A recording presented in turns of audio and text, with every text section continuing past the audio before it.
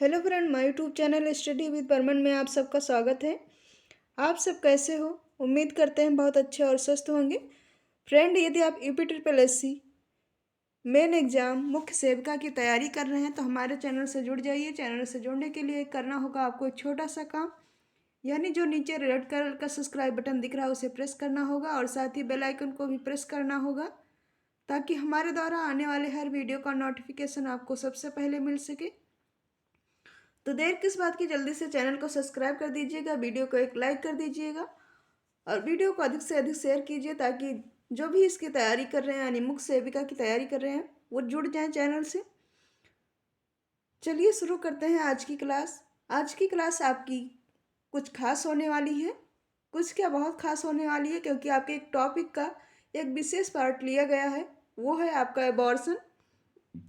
अब आज सारे क्वेश्चन जो होंगे वो आपके एबॉर्शन से होंगे, यानी गर्भपात से। तो देखेंगे आज के क्वेश्चन। आज का हमारा पहला क्वेश्चन है, महिलाओं में तीव्र एंडोमेट्रियम विकसित होने की संभावना कब होती है? ऑप्शन है रजोनिवृत्ति के बाद, मेनार्के के बाद, गर्भपात के बाद या फिर बचपन में। रजोनिवृत्ति यानी जो आपका मासिक धर्म होता है, मासिक चक्र, उसके बाद या फिर मेनार्के के बाद या गर्भपात के बाद। तो इसका राइट आंसर होगा ऑप्शन सी, गर्भपात के बाद जो है एंडोमेट्रियम लेयर जो है पुनः विकसित होना, तीव्र गति से फिर से बनने शुरू हो जाती है उसकी लेयर। तो राइट आंसर ऑप्शन सी रहेगा। अगला क्वेश्चन है क्वेश्चन नंबर 2।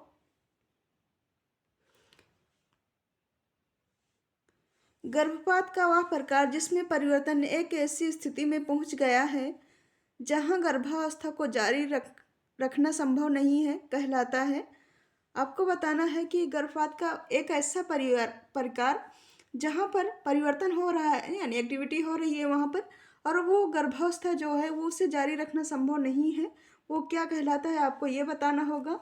ऑप्शन है threatened abortion, inevitable abortion, missed abortion या सेप्टिक अबॉर्शन। तो सबसे पहले इसका मतलब जानेंगे, नहीं तो ऐसा आंसर बताने का कोई मतलब नहीं है कि आपको ऑप्शन के अकॉर्डिंग बता दें।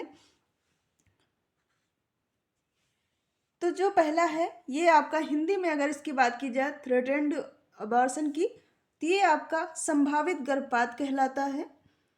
और इनवेटिबल जो है सॉरी, गर्भपात जो कहलाता है वो आपका अपरिहार्य गर्भपात कहलाता है, इसका हिंदी मीनिंग होगा। और मिस्ड का तो आप जानते हैं, सेप्टिक का आपका जो संक्रमित होता है इन्फेक्शन से वो होगा। तो यहाँ पर आपका राइट आंसर जो है वो क्या होगा ये आपको बताना है।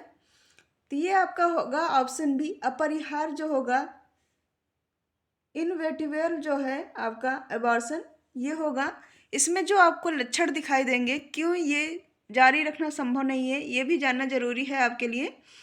तो ये जो है आपका, इसमें आपको लक्षण दिखाई देंगे कि जो आपकी वजाइना होती है उसके थ्रू जो है ब्लीडिंग बहुत ज़्यादा दिखाई देगी आपको, और शरीर जो आपका पेट होगा एब्डोमन, उसका निचला हिस्सा जो है उसमें ऐंठन युक्त दर्द होगी यानी पेन होगा।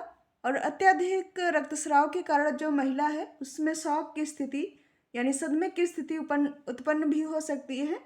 ये सारे लक्षण आपको दिखाई देंगे। तो इसका राइट आंसर ऑप्शन बी रहेगा।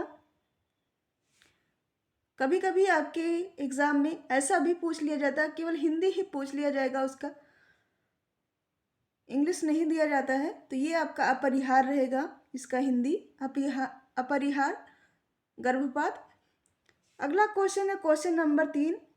जब भ्रूण की मृत्यु गर्भ में ही हो जाती है और उसे गर्भाशय में ही रखा जाता है तो कहलाता है, यानी उसी में रह जाता है। और जब जैसे कभी कभी होता है, काफ़ी केसेस आपको सुनने को मिलते हैं, देखने को भी मिलते हैं कि जो भ्रूण है जो विकसित हो रहा था पेट में माँ की, वो उसकी मृत्यु हो जाती है यानी डेथ हो जाती है और पता भी नहीं चलता, उसी में रहता है। जब कोई एक्टिविटी उसका मूवमेंट नहीं दिखता है तो चेकअप कराने के बाद पता चलता है कि जो बच्चा है वो डेड कर गया है, तो वो आपको बताना है कि क्या कहलाता है, missed abortion, threatened abortion, inevitable abortion या फिर कंप्लीट अबॉर्शन। तो ये तो होगा नहीं, ऑप्शन सी आपका पहले वाले क्वेश्चन का आंसर था, इसके पहले वाला जो क्वेश्चन था उसका आंसर था। तो आपको बताना है कि क्या कहलाता है।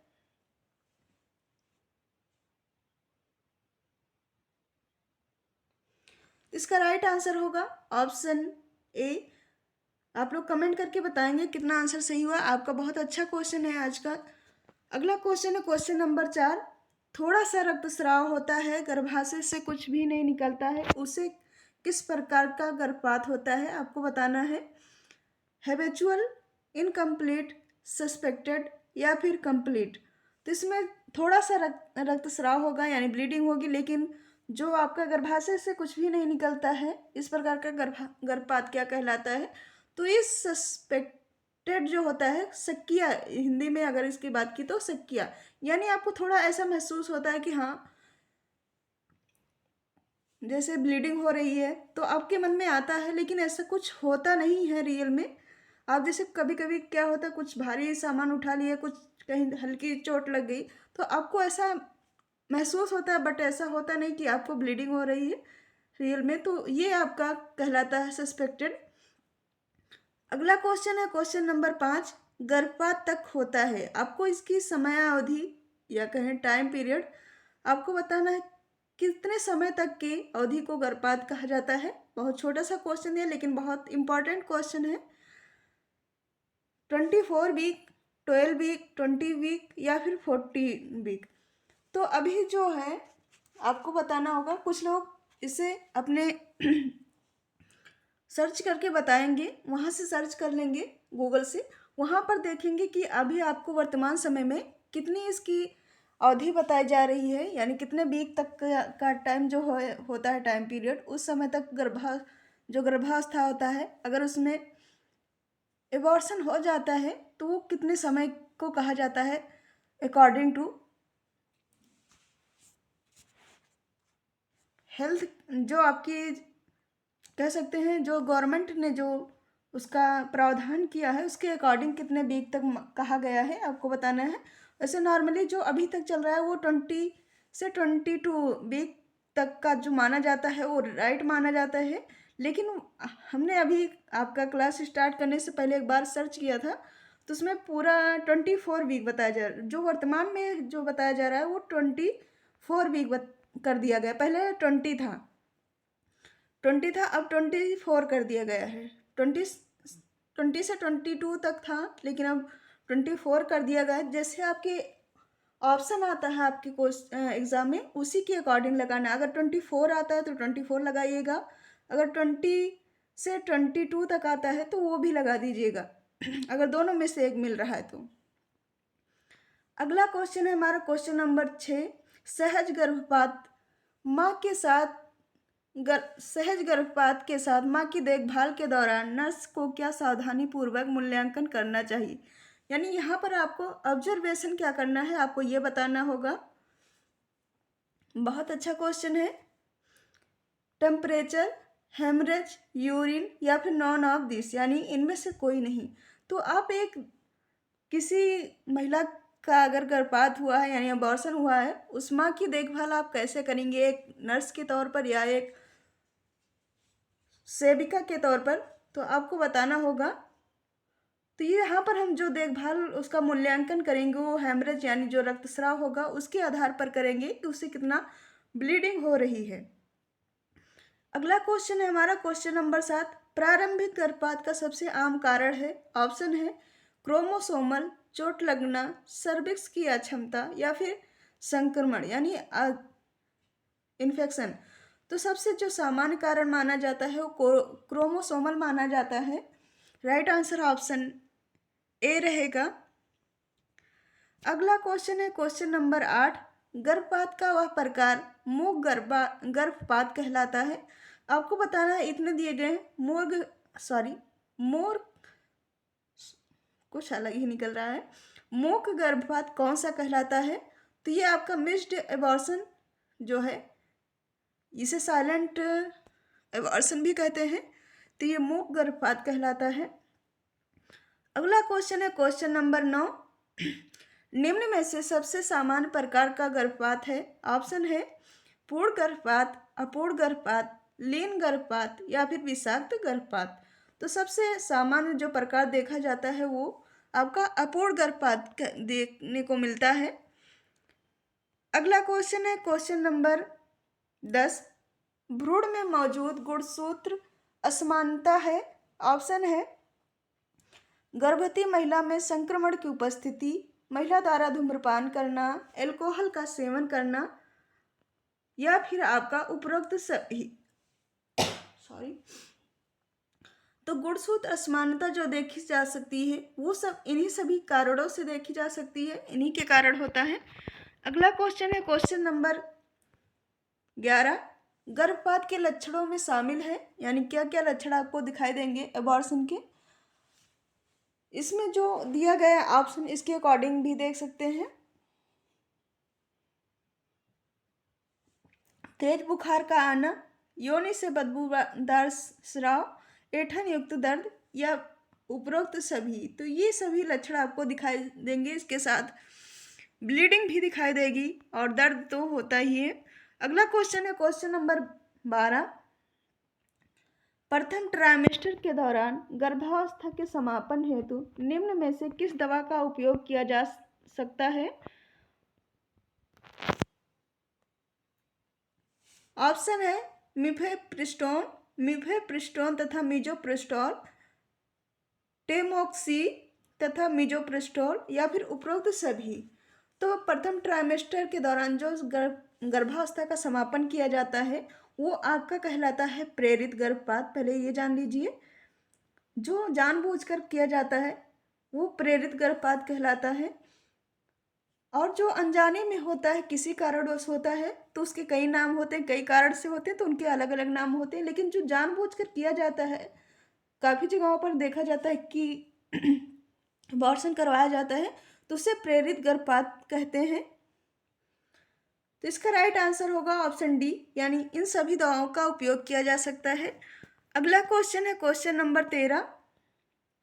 कितने सप्ताह पूर्व भ्रूण का मां के शरीर से निष्कासन गर्भपात कहलाता है। ऊपर भी यही क्वेश्चन था, फिर यही क्वेश्चन आपको मिल रहा है, लेकिन इसका थोड़ा ऑप्शन आप देख लीजिए। मैंने कहा था ऑप्शन के अकॉर्डिंग आपको आंसर देना होगा। तो यहाँ पर आपको बताना होगा राइट आंसर। हो सकता है आपको दिख गया हो उसका आंसर, कमेंट करके बताएंगे किसको किसको मिल गया। इसका राइट आंसर है ऑप्शन ए, 20 से 22 सप्ताह पूर्व जो गर्भावस्था को समाप्त किया जाता है या किसी कारण समाप्त हो जाता है तो वो गर्भपात जो है आपका, वो गर्भपात कहलाता है 20 से 22 सप्ताह। और अभी वर्तमान में जो है वो बढ़ाकर आपका 24 सप्ताह कर दिया गया है। अगला क्वेश्चन है क्वेश्चन नंबर 14। किस प्रकार के गर्भपात में गर्भाशय कठोर हो जाता है। ऑप्शन है पूर्ण गर्भपात, अपूर्ण गर्भपात, लीन गर्भपात या फिर इनमें से कोई नहीं। तो इस क्वेश्चन का राइट आंसर होगा ऑप्शन ए, यानी पूर्ण गर्भपात कहलाता है। इंग्लिश में बात की जाए तो ये कंप्लीट अबॉर्शन कहलाता है।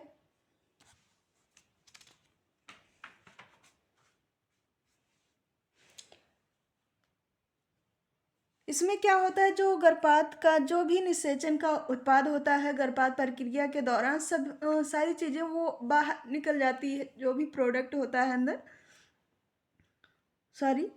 जो भी उसके अंदर के जितने भी अवयव पाए जाते हैं, चाहे वो कोरियानिक हो, विलाई हो, योग, सेक, भ्रूण तथा नाभिनाल, प्लेसेंटा, एमनियोटिक फ्लूइड, एमनियोटिक झिल्लियाँ, ये सभी जो है सब कुछ बाहर निकल जाता है तो वो पूर्ण गर्भपात कहलाता है।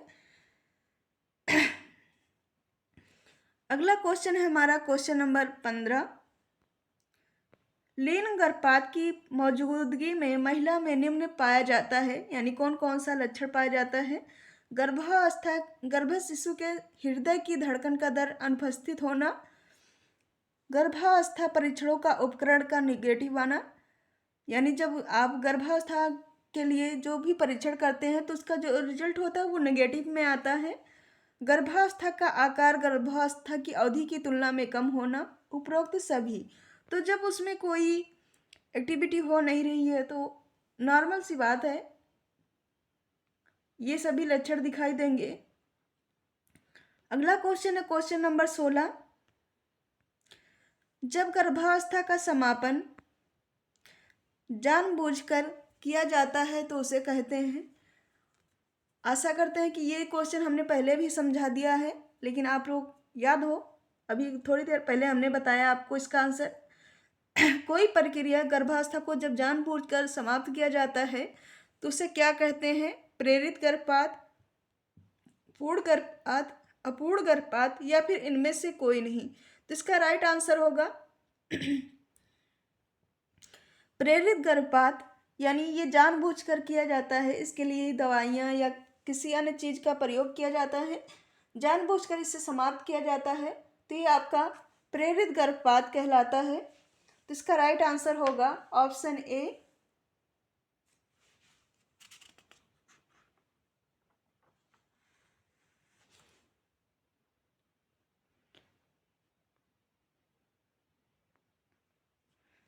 जबकि इसके लिए काफ़ी कानून भी बने हुए हैं, इसे आप नहीं कर सकते हैं। कोई विशेष स्थिति बनती है जहाँ पर जारी रखना संभव नहीं हो गर्भावस्था को, तब किया जाता है, लेकिन ये परमिशन लेकर किया जाता है। अगर आप ऐसा करते हैं बिना परमिशन लिए तो इसके लिए आपको दंड भी मिलता है। अगला क्वेश्चन है हमारा क्वेश्चन नंबर 17। गर्भपात का वह प्रकार जिसमें निषेचन के उत्पादन गर्भपात की प्रक्रिया के दौरान पूर्ण रूप से बाहर आ जाना कहलाता है पूर्ण गर्भपात। ये वही क्वेश्चन हुआ, इसका राइट आंसर वही हुआ। क्वेश्चन थोड़ा चेंज कर दिए गए, ऐसे आपको भी आंसर सेम रहता है, बस क्वेश्चन को घुमाया जाता है। अगला क्वेश्चन है क्वेश्चन नंबर 18। गर्भपात का वह प्रकार जिसमें गर्भपात के साथ गर्भाशय एवं उनके घटकों इसके घटकों में संक्रमण के लक्षण उपस्थित हो कहलाता है। यानी इन्फेक्शन के सिम्टम्स आपको देखने को मिलते हैं जिनके कारण होता है। कभी कभी इन्फेक्शन के कारण भी एबॉर्शन हो जाता है, तो वो क्या कहलाएगा? विषाक्त गर्भपात, पूर्ण गर्भपात या प्रेरित गर्भपात या फिर इनमें से कोई नहीं। तो ये आपका कहलाएगा विषाक्त गर्भपात यानी सेप्टिक कहलाएगा। अगला क्वेश्चन है हमारा क्वेश्चन नंबर 19।